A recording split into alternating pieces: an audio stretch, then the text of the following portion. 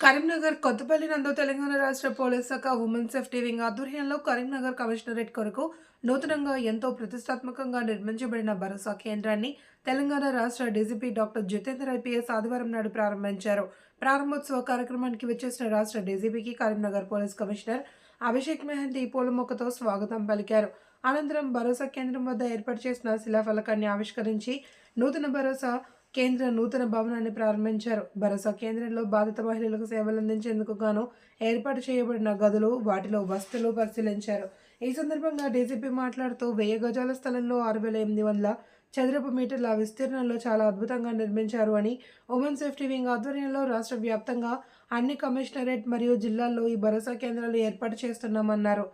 హైదరాబాద్లో మొదట ఏర్పాటు చేశామని, ఇప్పటి వరకు 27 జిల్లాల్లో భరోసా కేంద్రాలు ఏర్పాటు చేశామన్నారు. ఈ భరోసా కేంద్రంలలో బాధిత మహిళలకు మానసిక ప్రోత్సాహంతో పాటు పోలీస్ సేవలు, అవసరమైన వైద్య సహాయం, న్యాయ సేవ, బాధితులకు సహాయ నిధి మొదలగు ఇతర సేవలు అందుబాటులో ఉంటాయని తెలిపారు. సిటిజన్ ఫీడ్బ్యాక్ వ్యవస్థ అందుబాటులోకి తీసుకురావడం వలన ప్రజలకు మరింత మెరుగైన సేవలు అందించేందుకు వీలుంటుంది అని అన్నారు.